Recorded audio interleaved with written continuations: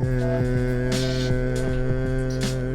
woo, we are recording live from Swamp Ass Canal in beautiful Sunny Slope, Arizona, dude. Welcome to the fucking Sweatshop podcast, dude. We get 103 degrees in here. I'm going to change the name of the podcast. It's going to be Shirts Off Podcast. So for all our viewers out there right now watching, dude, about to give you a little show, dude. Get you tickets to the fucking gun show. But really what you're going to see is I'm going to take my shirt off. You're going to see pepperoni nipples and a Brillo pad on my fucking chest, dude. Because it's not pretty when I take my fucking shirt off, but it's hot in here and I'm mad and it just might happen, dude. It just might happen. So fucking stay tuned, dude. All right, let's fucking get into this thing, man. Chad, you're swearing a lot, dude. I'm hot. I'm hot. The AC's not running. I was on the roof. That's true. Thank you for looking. Jesus, dude. All right, man. Ooh, gotta get centered for a second. Plugs. Bud Out vapes. Bud Out e-cigs, dude. They're hooking it up. You get on there, you get an online order. It's going to ask you for a promo code. I'm going to tell you guys a little secret right now. You're going to put in the promo code last week out, one word. And what are they going to get, Anthony? They're going to get 20% off their entire entire purchase, hardware, dude. Hardware. Vape juice. Coils. Cotton, right? You need that. You can get a sandwich. They got food on there. Yeah, they sell NOS energy drinks now. Yeah, they sell NOS energy drinks along with pastrami sandwiches. Swiss cheese. Literally anything you want from Bud Out. Anything you want, you can get it there. You get 20% off your order, and you're supporting the podcast. So get on there and get your stuff, dude. Get what you want, dude. And for our listeners, maybe tuning in because Bryne is blessing us from New York. If you're in New York, you could even get it there. They ship within the nation. I think even across the world.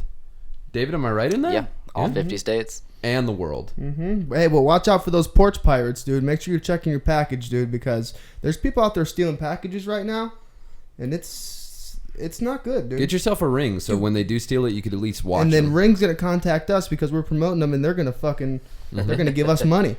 Ring. Ring. Hello, yeah, we'd like to give you a bunch of money. Okay, let's get to it, dude.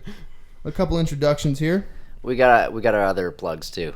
Oh yeah. Oh shit, dude. We got a fucking that lo-fi banger that plays before the fucking podcast. That's DJ Devin Hancock. Follow him on Instagram, and all our dope ass artwork is by Sissy Art, dude. All the fucking banners, all the logos, all that shit's coming straight from her, dude. Straight from the heat, dude. These bitches are so upset. Dude, they are fucking upset right now, and it's crazy as fuck, dude. But just, if you like that kind of shit, you can reach her on Instagram, dude, and she does all kinds of dope ass shit. So, okay, dude, and here we go. Cue the music again? No, there we go. Okay. And then, so, I'm hot. I'm trying to just, my brain's melting. But there's one thing that I do know, and that to adjacent, next to my left, is Anthony Tatum. Yep, I'm here. He's here. And you guys already know what he does, dude. I get this shit I'll go going. as deep as you'll let me. Yep, he does that. As deep as you'll let him, dude. He will take you on a journey, on a spiritual journey, dude, and he will only go as deep as you let him. I'm a gentleman. He truly is, dude. Fucking David Slack, dude. He's on the ones and twos, man. He's doing some really important stuff right now, dude. I think he's up there. Is that right on the camera if I point up there? Yeah, I think he's up there. You see him? Give him a little smile, dude. Hey, I bounce around sometimes. Twirl that Wherever mustache I want for to place them. myself, yeah. Yeah, we got some fan mail that said they want to see you twirl your mustache more often when you're doing things. So go ahead and do that for us, dude. Then you got me. You know what I'm saying? I'm Chudsy Wubsy, dude, a.k.a. Just Chad. Okay? That's my actual name, but you can call me Chudsy. I don't care. That's how you follow me on Instagram as well. We got a special guest. Say that about all our guests, but all our guests are pretty special because we're doing a pretty special fucking thing here, dude. And we are going to get fucking...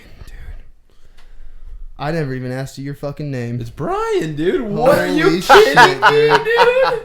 I saw him so many times this weekend in passing. came in here, never asked him his name. I'm offended, dude. He made me feel bad when I got here. Why? Because I was like, I'm Bryne. Nice to meet you. Like, yeah, dude, I've seen you like 3 times.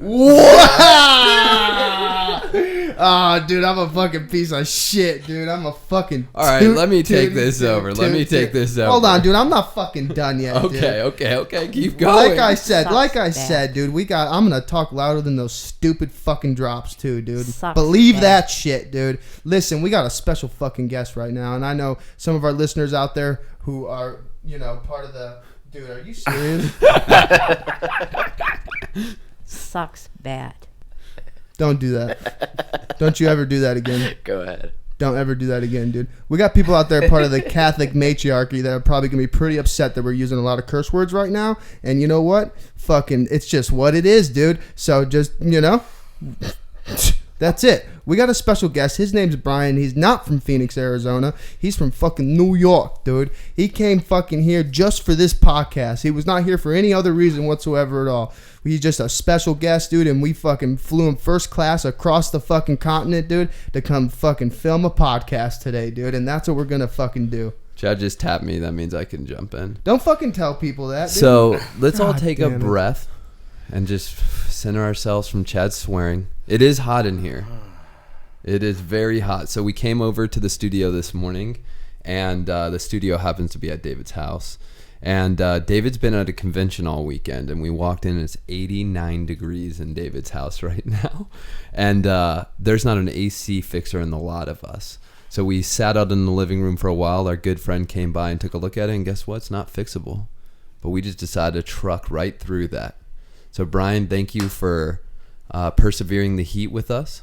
Yeah, dude, thanks for having me. Yeah. We're not going that deep, though. No. Yeah. Well, hey, let me, we'll just like play around and we'll see All right. where it goes. Don't count it out yet. We'll, Okay. go, we'll try just the tip at first. Yeah, a little bit of Please start foreplay, with a little the bit of foreplay. We're gonna open things up, get the capillaries flowing. Okay.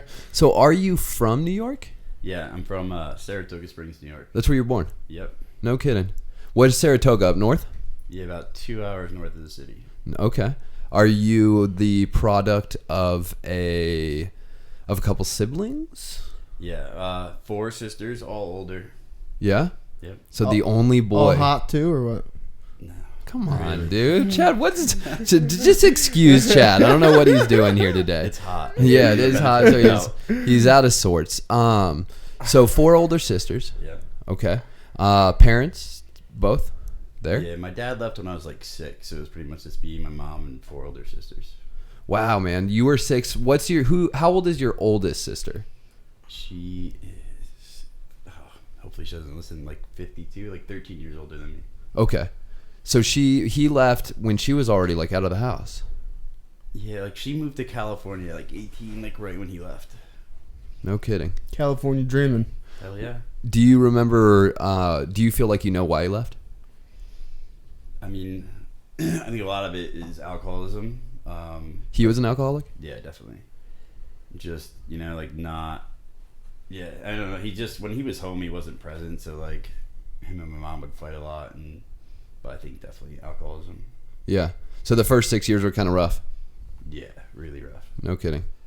Okay, so dad moves out, and you guys stay in Saratoga. Yeah, a little bit south of Saratoga, pretty much Saratoga County. So yeah. Yeah. So did you go to middle school, high school, all of it out there? Yeah, all at the same school. What do you guys do when you're kids? You play hockey? Yeah, I did play hockey. Yeah? Yeah. What position? Defense. No kidding. They just assume that people from New York play hockey. Well, it's what you do up north. When I went up to Minnesota, I had there was neighbors. There were 4 girls. All of them played hockey.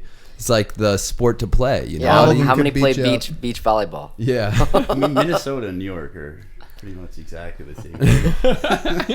Well, hockey's badass, man. I played lacrosse when I was out in Georgia, and I feel like if hockey was an option for me, I would have absolutely played it. So anytime people are from anywhere where you get snow, I just, ask.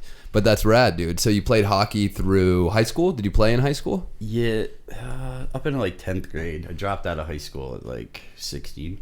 Okay. What was your last day of high school like? Do you remember? Like the day you dropped out. I decided to drop out. My sister lives in Gilbert, Arizona, and we took a trip to go visit her for whatever reason. I think it might have been Thanksgiving, and I decided on the plane ride to Phoenix that when I got back, I wasn't going back to high school.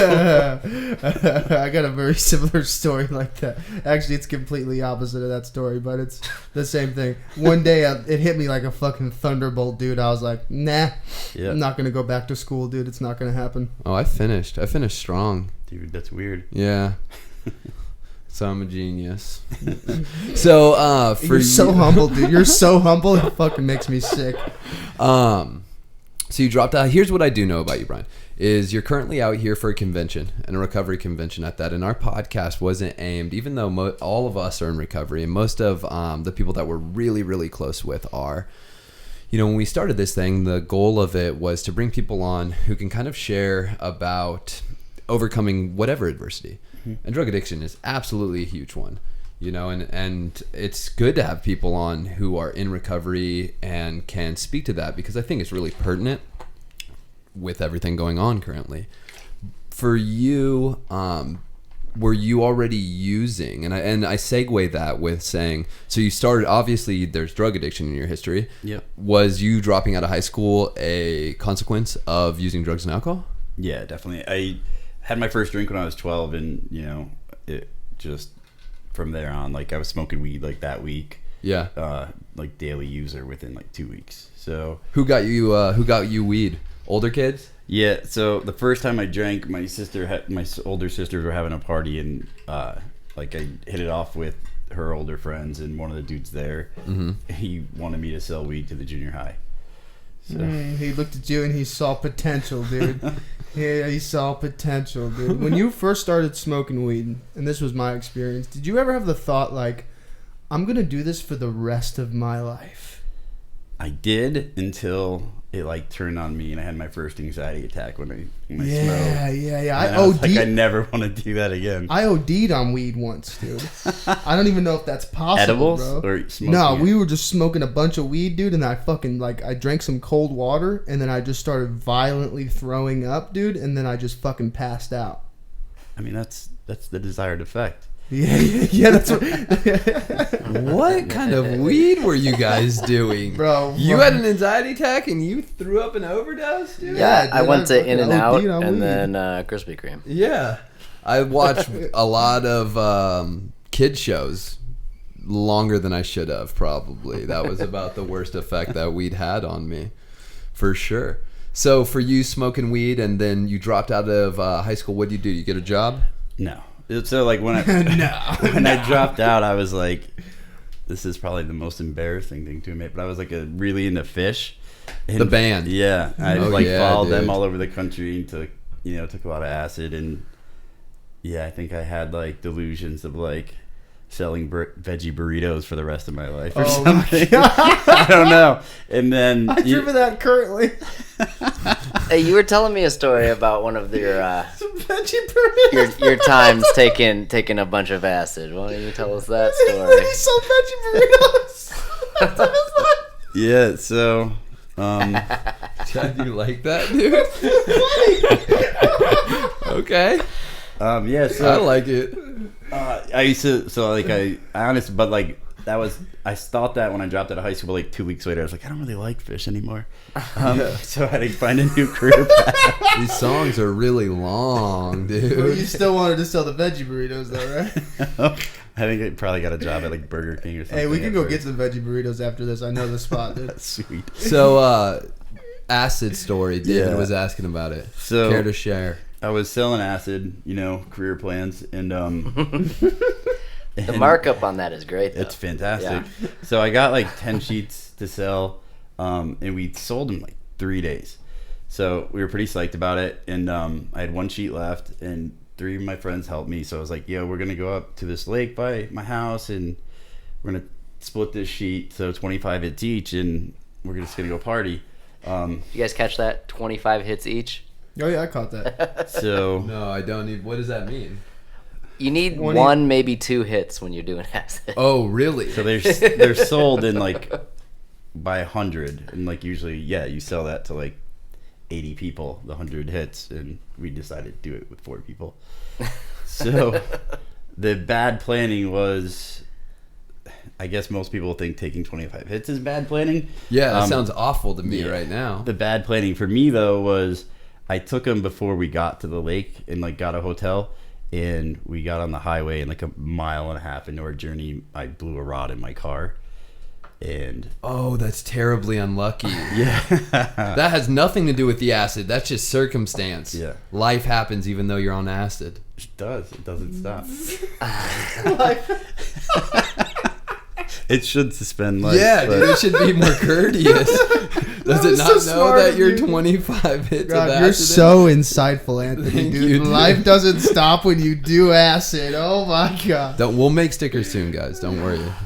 So the rod blows. Yep. So I'm on the highway, so we just kind of gingerly go to the shoulder, and we just started booking down the off ramp to get away from whatever was coming down as quickly as possible, because like the car's dead, someone's gonna come and like stop and see what's going on. So we just like ran, and we ended up in like a park like 2 or 3 hours later, and the police came. I didn't notice they came, but my friends did. They were gone, and they found me doing snow angels under a weeping willow tree, but it was August. So The cops found you. Oh, Yeah. I want to recap something real quick. So normally, when a car breaks down, you sit on the shoulder of the road. It's totally fine to sit there, but you guys were like, "Oh no!" and just started running away. yeah, In I the mean, woods. the idea of cops was beyond me. Like just the lights from a cop car was scary as hell. Like forget like, the actual cops coming, or like anyone else. So we just had to get out of there. But yeah. So the cops come, your friends scramble, and they find you making snow angels. Do you go to jail? So I didn't go to jail. I was detained. So I didn't have anything left. Like we knew we were taking 25 hits of acid, so we weren't bringing anything else with us. But Yeah, no crime here. Just a man enjoying the outdoors. the public intoxication, I think, is what allowed them to detain me. I was also like 17 years old. Yeah, and you're a fish fan. They knew. Yeah. They could smell the veggie burritos. Uh-huh. Patchouli was everywhere. Yeah, just Oh rubbed my all God, over. these fucking socialist kids, dude. Yeah, so they detained me. They brought me to the police station, searched me. I was handcuffed into a police desk for about 3 hours in my underwear. And they're Where'd your pants go? They strip searched me and didn't let me put it back on. I thought maybe you were making the snow angels just in your drawers. That would be better. It's a good story. Yeah. Okay, so do you know what happened to the other 3 people on acid? They just had a weird night, and then a weird 3 days. I ended up at my friend Bob's house, kind of where we all should have went. But I mean, snow angels are pretty cool. Yeah, no, that's good. So, do you are you traveling around with a band? Like you had said that, but does your acid taking and all of that stuff just move you around the country? Were you a nomadic? No, I mean, I would follow the band when they were on tour, but I'd go back home when it ended. Where was home at this point? Still the same place. Still in New York. Yep. Okay, but you were telling me that you were out in California at some point. Was that a part of your recovery journey?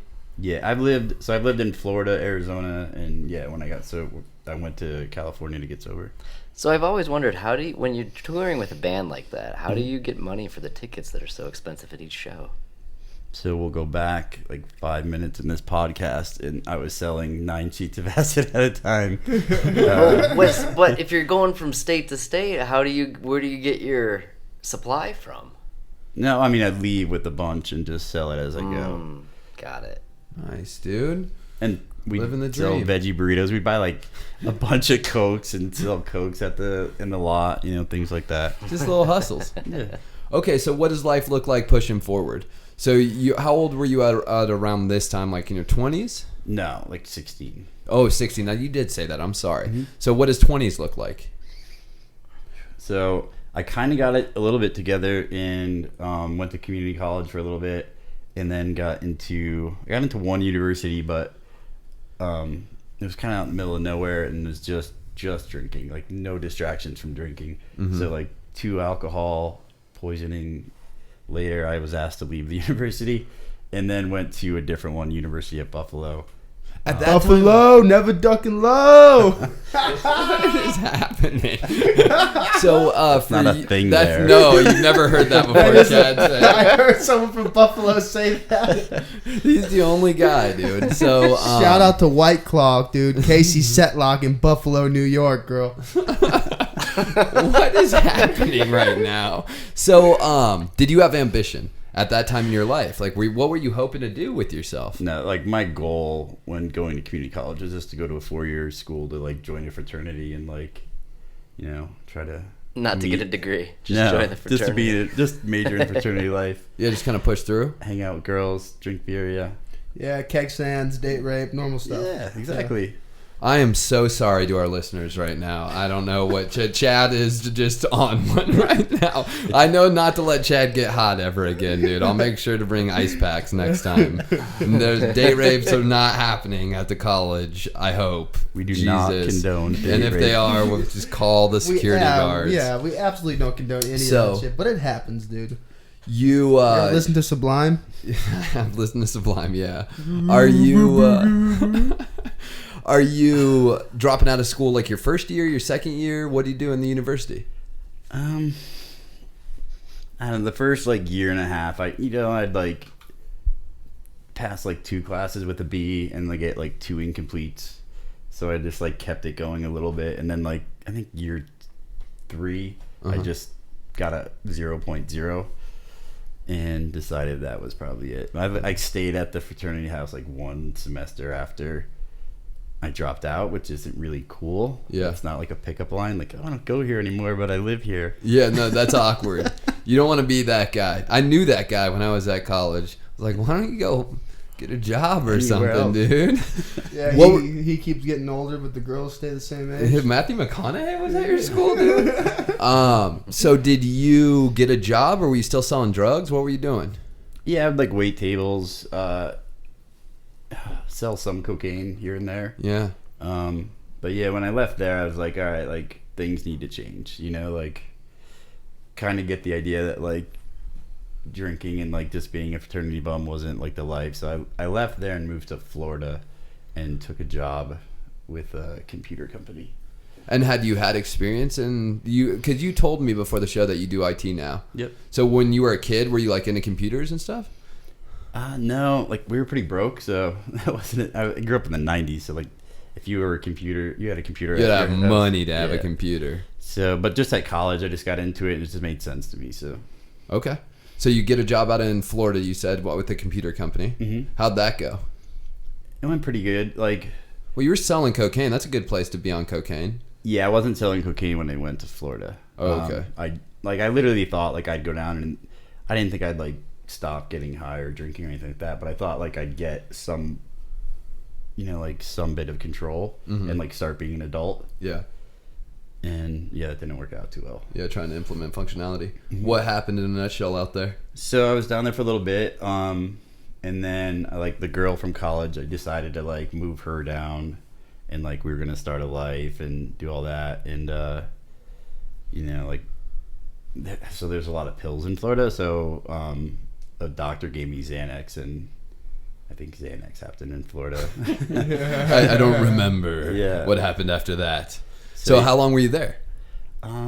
We were together. We were together for like 2 or 3 years in Florida. Lived together. Yeah.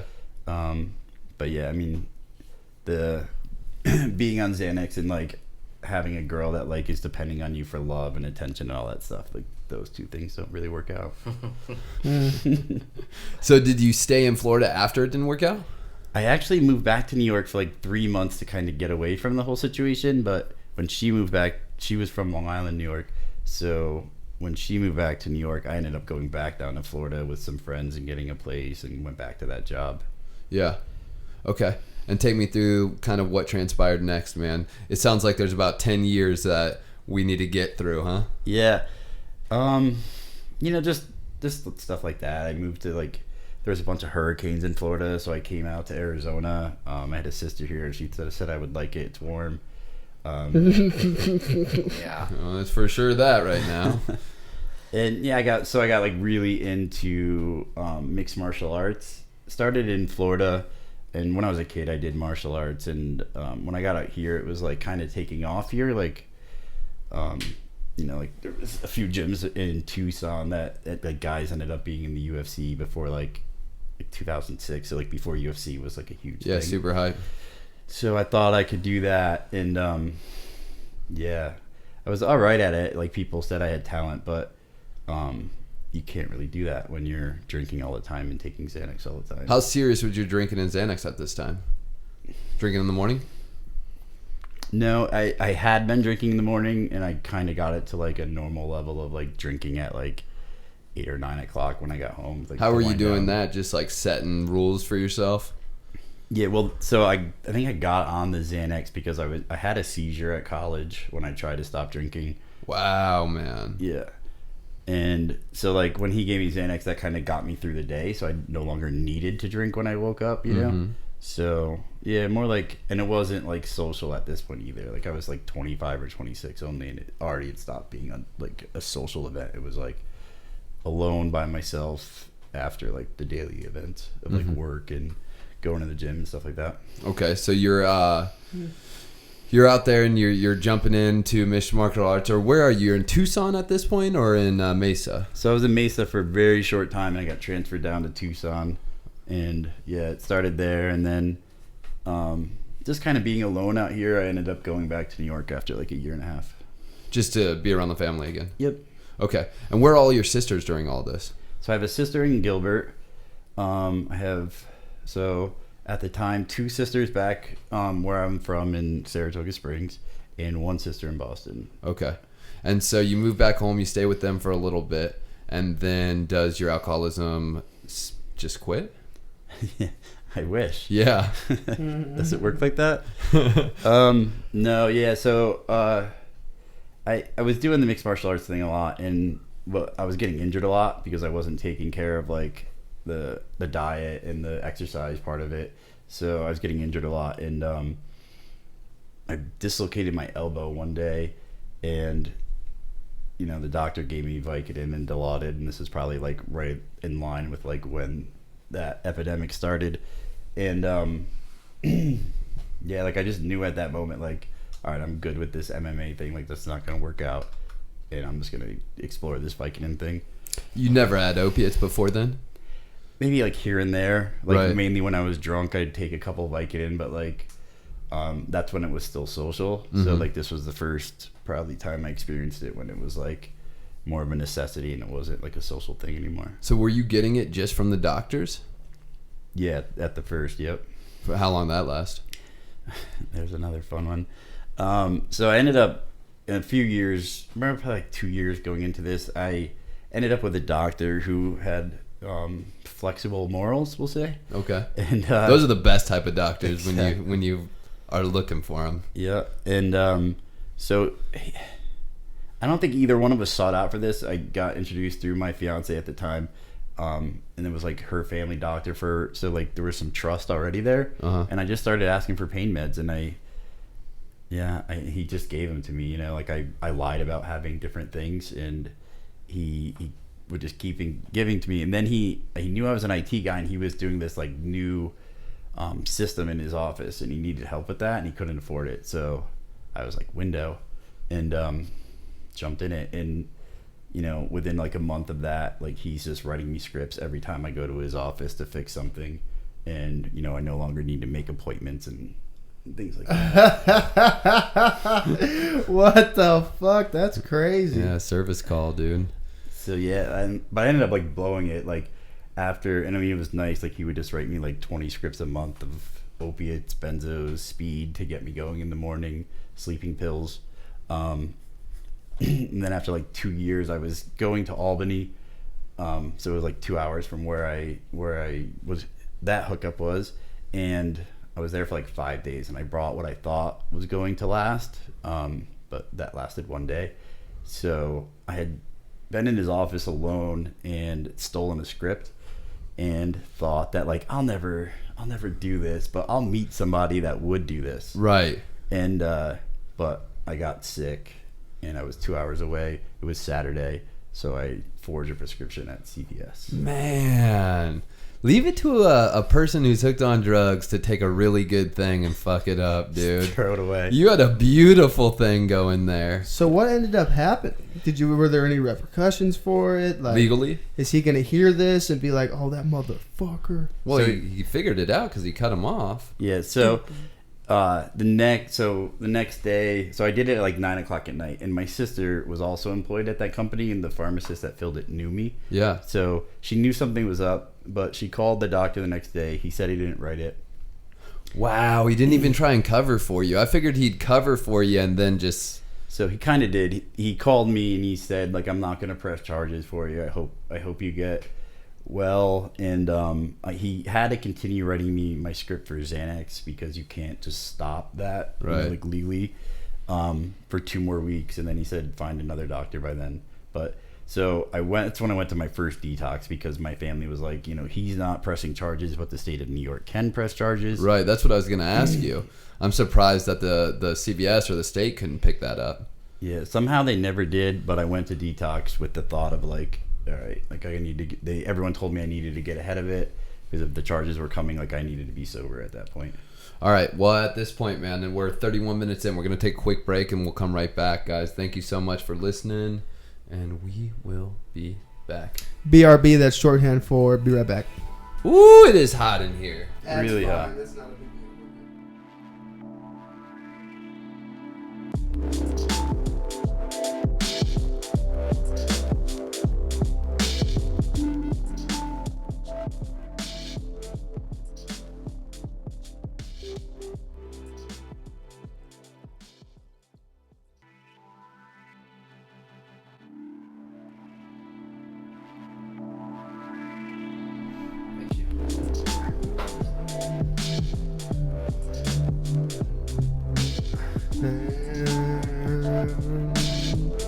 We're back. Just want to let you guys know it's still very hot in here. But I drank a 7-Up and I ate some pretzels. And we talked about some cool shit, but it's time to fucking get into it, dude. Okay? Not going that deep. We're going deep, dude. It's time to get fucking deep because here's the truth of the situation, man. I'm sitting across from you and I'm talking to you, and you're a good fucking dude. And you're telling you are, dude. And you're telling us about your wife who's 4 months pregnant. You guys just bought a fucking house. Your life is way different than the person you're describing right now. Mm-hmm. And you were talking about doing all this crazy shit and forging fucking prescription pads and just being a fucking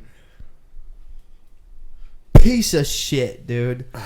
Absolutely. And that's not the case because a piece of shit doesn't have a fucking haircut like that or a nicely trimmed beard like that either, dude. That's all I'm trying to fucking say, dude. Chad, you haven't said a single sentence without swearing, dude. You think? Oh, really? Oh, not one. I've been counting it. Are your headphones working? You can hear what I'm saying? Oh, that's real nice. So, first trip to detox. Yeah, it didn't work. I really wanted to never do drugs again when I went into that detox, and no intention of ever doing it again. But I found out like 2 days outside of that, like if I want to do drugs or whatever, that doesn't really matter. It was something I required to live, and from there it just got really, really dark, as that does. When I lost that connection, heroin came in pretty quick after that, and I think heroin addiction looks like heroin addiction regardless of who's got the problem, and it just got really dark to all the horrible things of like doing all the ruining your family. I was telling him earlier, like my sister at the end was like, anytime she heard a phone call at like 10 or 11 o'clock at night or any later than that, like the phone rang, she would just have an anxiety attack because she was waiting for that phone call of like, Bryne's no longer with us. So it just got really dark, Mm-hmm. Yeah, it's really interesting. It's a ripple effect. Yeah. And I don't know about for you, but in my experience, it was like, I remember when I first got sober and the cops were raiding my parents' house, right?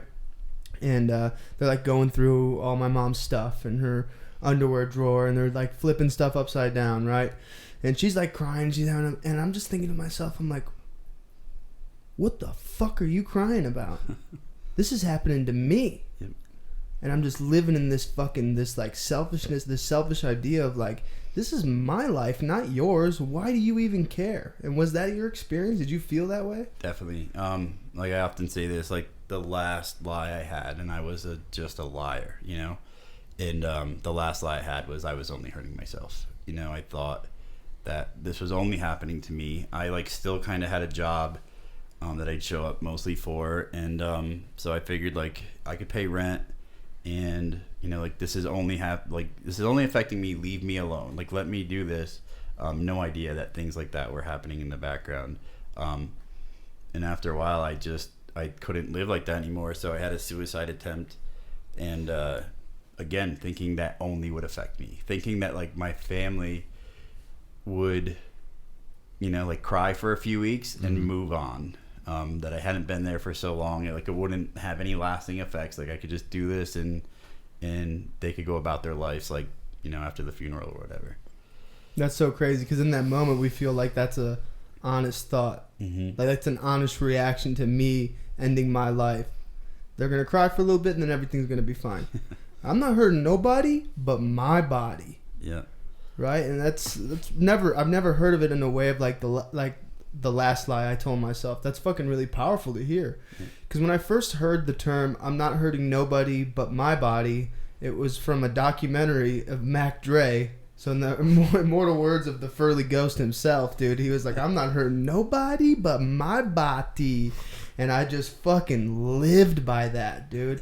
I lived by it, man. But going back into that ripple effect, dude, it's like, now your life is positive. Yeah. I mean, you've been sober for how long? 7 years now. Holy fuck, that's a long time to be sober, dude. So now your life's filled with positivity, right? And what's really cool is the ripple effect of being sober. Now my life has been this negative tidal wave, right? Like I fucking make this big splash and it's just negativity throughout all different areas of my life and my family, and just it's all fucked up, dude. But now I'm sober and I'm making these positive splashes. Is that your experience? Yeah, absolutely.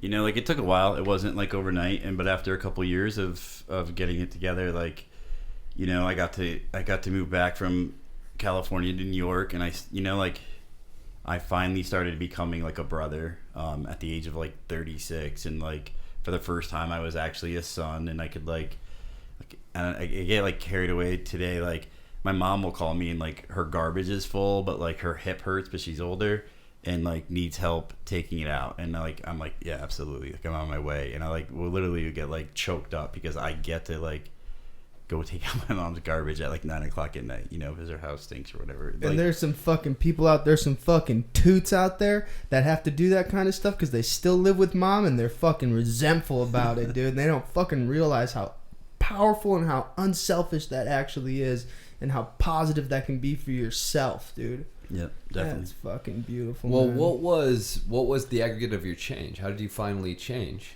So the suicide attempt, you know, like I couldn't hide it from anyone, you know, and like there was legal ramifications, and you know, like I lived with my mom, so she was gonna kick me out. I still had my job, so I was kind of hanging on to that, but they were like, we're gonna tell your boss what's going on. So like I ended up, my brother-in-law paid for me to go to California rehab, and you know, after a while of being forced to go to like 12-step programs, like it finally caught, you know. Yeah, you drank the Kool-Aid. Yeah. How quickly did you start feeling better?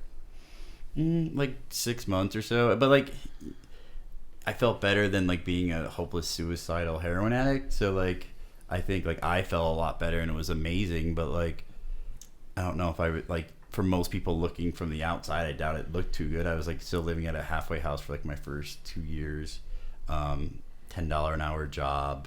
You know, I didn't get a driver's license until I was like 4 years sober. So like it took a while, you know, and there was like a lot of sacrifice, but you know, after like 2 years, I got to go back to New York and like work for the boss that like employed me before, you know, like when I was getting loaded, and he was just an amazing guy, and he, you know, I've been able to make that right, you know, like the hours that he paid me for just being like, you know, half there or barely there or not there, I get to make that right. And he was actually he was the officiant in my wedding, you know, like Tight, dude. Yeah. How long you known your wife? We met 3 years ago. Yeah? How'd you guys meet? Match.com. Oh, yeah, dude. The internet. Farmers only, dude. You won't be lonely at farmersonly.com. Woo! So you guys went on a couple dates. When do you know that you were going to make her your wife? Was it the long game, or you knew pretty quick? Yeah, like so if people told me this story like before I met my wife, I'd probably hit them, you know, and make fun of them. But literally, I was already at the restaurant. She came in, we hugged to greet. We'd been talking for a few days, and she sat down. And I looked in her eyes, and like I just knew, like right then, I just knew. Like a little voice popped in my head and was like, "This is the last girl you're gonna be with." And I was like, Dude, "Cool." Match needs to get a hold of you, man. You need to give some testimonials there. For They'll pay sure. you. You need to get sponsored by Yeah, Match. no, from we'll that. just clip everything before this, dude, and we're just gonna send this out. So you and your wife have been together for 3 years. You've been in recovery. Yep. And has it just been an uphill climb, pretty much? And when I say uphill, I don't mean hard. I just mean like positive. Yeah, definitely. And like that was, you know, like I struggled. Like I said, you know, like things didn't come back quick. But when I met her, like it all just instantly, like I finally got my license like a month after I met her. Got a car like 2 months after I met her. Mm-hmm. You know, we moved into an apartment. We got a couple dogs. You know, like everything since, you know, like she was definitely the catalyst. I think being complete there. You know, like I finally got okay with me. Then finally got okay like loving somebody else, and like it honestly just been amazing, like nonstop, like upward cycle, you know, like marriage, like we said earlier, like I just found out 4 months ago we're having a baby girl. Yeah, dude. What's Cecilia? What's that? Cecilia Marie. Yep. That's such a pretty name. And so you guys are buying the house, you guys are doing all the things, and one thing that you had said when we started discussing before what you thought was really important to you and the message that you thought would carry some weight to it was the fact that your family ties, and you went in a little bit into it with your mom, but you talked about your sisters too being, you know, estranged to say the least, more than just estranged, though, were pretty traumatized by everything you went through, and you've gotten to make that relationship better with them. Definitely. As well. Yeah. So my one sister, Jennifer, was just always supportive. She was like the one sister when I was getting loaded who didn't she didn't like attack me, you know. She would just talk to me like I was a human being. Like, you know, she was the only person that didn't talk at me for like my last couple of years there. And, you know, through this journey, she's been so supportive. You know, just always being there. Like I went to, Atlanta, Georgia, I went to Georgia in January, and like she lives in North Carolina now, and I had a rough, you know, amends that I had to make, and she came down and met me and like supported me through that, you know, and she's like one of my biggest fans, and you know, she's just been like, I'm here for a thing, and like just like asking me how this was going, this whole trip to Arizona all the time, and like just unbelievably supportive. And you touched on amends, and I think it would be cool for the people listening because a lot of our listeners aren't in recovery. Yeah. And that's kind of almost like jargon, you know, when you say the word amends. Can you tell us a little bit about what an amends is? Like, what does that mean to you? To me, it just means, you know, going and admitting some things, some objectionable things that I did to another human being. Yeah. Not really saying I'm sorry, but just let them know that like that's not who I am today, and I would do anything to make that right. And like to me it's like a contract, you know, whatever they say I need to do to make it right. Like when I asked them that, I signed the contract, you know, so when they say the things, like they're signing the contract. Yeah. Whatever that looks like, it looks like. Yeah, and you're signing it, man. I feel like it's a really powerful thing when people talk about making amends and whatever they're doing, whether they're recovering from A, B, C, and D. Definitely. Right? Even if it's from codependency, essentially what you've done is you are solidifying the fact that you want to be a different person than you were then, or you don't want to commit those actions anymore or anything like that. And so for your sisters, did you make amends to them? Yeah, so that was so I got a weird one with my other sister. So she's the one that her husband paid for me to go to rehab, and it wasn't cheap. And you know, they got a divorce, and she started struggling, and a little bit over a year ago, she needed some help. So we, through what was going on with her, it was hard to talk and stuff before that. But like when she needed help, like I stepped up and got her in contact with the people that could help her. And now she's been sober for a year. Oh, So, that's Hi. right. It's dude. the ripple effect, dude. Yeah. That's beautiful. So yeah, it's just been amazing. It's just like constant things like that. So what are you working on right now for you? Like, what do you have to grow in as a person still currently? So I'm, like I've been married to my wife for about a year, a little bit over a year, and we're having a baby. So like, I'm just trying to figure out how to do all the things to take care of like the things that keep me this positive person, keep me the person that's going up. Balance that with being a husband, being with like, going to be a dad, being an employee, and just, really seeking that balance in life. Yeah. And not lose any of it in the process. How are you going to attack that? I have no idea. Yeah, dude. I was hoping you would tell me. No, I was hoping you were just about to tell me. No, that's something you'll hear from a lot of people as they continue to grow in their life, is that balance is just a really hard thing, and it's cool that you're touching on it right now. I know how to do it. Okay, go ahead. One day at a time. Yeah, super helpful. Because you can take it 2 days at a time if you're really, really strong. He's really hot. He wasn't thinking with this right now. Thank you. I appreciate that. We're getting veggie burritos after this, huh? So getting the house in order, doing all those things, is there something that you're looking forward to the most in everything that's coming down the ladder? Obviously the baby, huh? Yeah. I'm also an insane Miami Dolphins fan, so the I'm so season's sorry, coming up dude. I'm so soon. sorry. But yeah, I'm just trying to really be present and like just experience like I want the baby to come out. Like she's due January 4th. That's my birthday, dude. Hell yeah. Holy shit. I hope that baby's born on the 4th, dude. That's tight as fuck, because then you got Christmas and then her birthday, dude. Woo! Well, that's usually not too bad, because you just kind of short on Christmas a little bit, right? That's probably what I'd end up doing. You have to. Yeah. Well, if you don't want her to end up as a drug addict, you're going to make sure you go fucking ham. That on was both my days. problem. Yeah, man. Well, I mean, for you, what does the daily ritual look like? How are you staying so positive? What are you doing in your life today to remain the person that you are and hoping to become, instead of the person that you were and the person you don't want to be? Yeah, I think it's really about just being present. Just like when I'm at work, I'm an employee. When I'm at home, I try to be a husband. And like it's hard. Like sometimes it's hard. I'm on Facebook when I should be like rubbing my pregnant wife's shoulders and stuff like that. But like try to show up like that and just just be where I'm at. And when things come up that I have to deal with, I just try to do the right thing and keep it going forward. And just like with her being pregnant, like I really like I said, I want to meet my new daughter, but like at the same time, like this whole journey is like going to be an experience that I want to like remember and not just rush through. So like just trying to be there, Yeah, absolutely. Do you have any hobbies? I mentioned that I was a Miami Dolphin fan. Yeah, football, dude. That's me and David. Chad's not on Fucking, board. hey, wrong podcast, boys. Wrong podcast, dude. So, you're a sports guy? Yeah. Anything big else? time. Not too much. Yeah, I don't. Between recovery and being a husband and employee, like it's a I don't have full-time too job. much.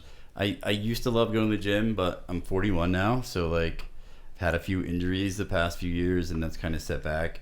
But like I don't know, just like I went to see Fish last week for like the first time in 20 years, and I didn't sell any veggie burritos, but We're getting veggie burritos after this. so like that was cool. And just like I'm open to anything. Like we go hiking occasionally. Like I'm not like this is my hobby and I need to do it all the time, but like if something sounds cool, check it out.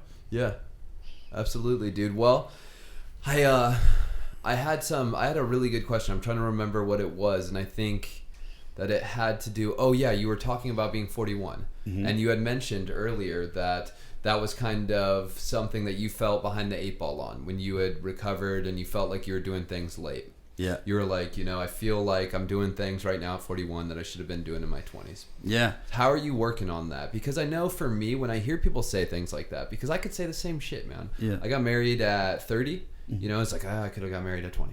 You know what I mean? Well, that would have been a dog shit idea. Well, yeah, especially when I was 20.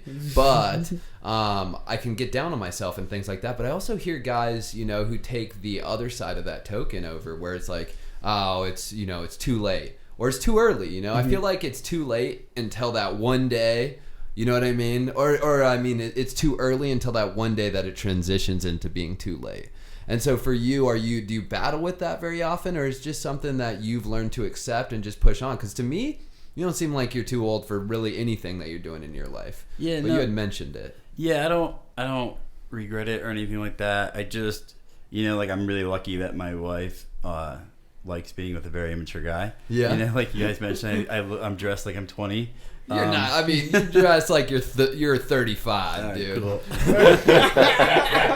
You dress like you're 41. I don't know how I'm gonna dress when I'm 41. I'm sure I'll be wearing skate clothes. That's what I grew up in. Yeah. Dude. So yeah, I don't know.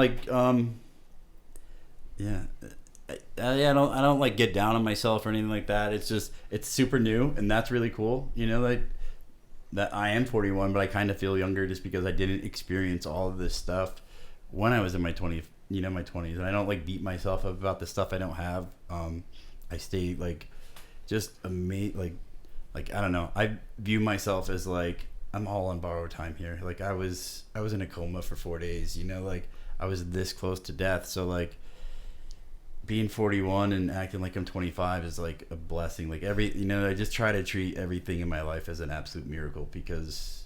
I mean, it is. It absolutely is. Absolutely, dude. Okay, well, synthesize for somebody listening. If they're struggling with what you were going through, what's some good advice that you can give somebody? Just don't give up hope. Like when I was like that, I just didn't think I was done. I didn't think there was ever a way out of how I was living. It was just so miserable, and I would secretly like Google like how to not do heroin, but I never take any action on it. There wasn't a lot of hope there, but like I think more than anything, like it is possible. Like heroin addicts do get well and stay well. So like ask for help. There's, especially now, like there's, with it being such a huge epidemic, that also means that there's so much help out there. There's so many people that, are ready to like meet you halfway and do whatever they can to help you. So we're here, Mm-hmm. Dude, I appreciate you coming on. I mean, what I heard when you were talking about everything you're going through, and we're similar. Yeah. With I just got a house, my baby's on the way, my wife is 7 months pregnant, and you're talking about balance and things like that. And I think for me, you not having the answers makes me feel a little bit better. Thank God you weren't a pro and you would have been like, well, you need exactly 3 hours of this a week or else it's going to go kibosh. But I think that, you kind of hang on by the seat of your pants, and you said stay present. That's a hard thing for even me. I'm here now and I'm thinking about the things that I have to do in the future, things I got to go take care of right away. And like, honestly, I'm in a really good spot sitting in a room. It's a hot room. I mean, I don't want to be in a hot room with you guys anymore, but sitting in this room with you guys and hearing you from New York kind of telling the same story, and especially telling the same recovery story as me. So I appreciate you taking time out of your day, man, to come sit with us. And I know you're on a plane, in 7 hours from now? Yep. So safe travels. Are you still in Saratoga Springs? Yep. I'm back in Saratoga Springs, and yeah. Is that where the house is going to be? Yeah, hopefully. I mean, we're still in the process of locating the one we want, so. Is Grandma excited? Yeah, super excited. And that's cool too. Like my sisters are like older and like in their 40s and 50s, and like, like being a new aunt to them is like super exciting because like they thought that was, like something of the past. Like my other sister two of my sisters had kids, and like, they did that and they're like teenagers, and like my one nephew is like 25 years old. So like, it's just like super exciting for the whole family to like be able to go through this even later on. Yeah, especially with you. Yeah. Just being the blessing that you are. I mean, you were on like you said, you're in a coma, man. Here you are now. It's the goddamn ripple effect, and we're gonna change the name of this podcast to the Ripple Effect, dude. That's what we're gonna do, dude. Well, hey, Bryne, thank you so much for coming out here and sitting in this fucking hot box with us, dude. We really appreciate it. To our listeners, to our followers, to our fans, to the loyal members of the matriarchy, we love you. We love you so much, dude. Okay, Match.com. follow us, Match.com. Fucking Yeah, call us. follow dude. us Ring. on Match. Instagram, dude. Last week out, you can follow me, Chudsy Wubsy, on Instagram, dude. Butt out e-cigs promo code last week out, and you're gonna get, what is that, Anthony? That's a big 20% off. That's a big 2 motherfucking 0, dude. And I love you, motherfuckers, dude. And we'll talk to you next week.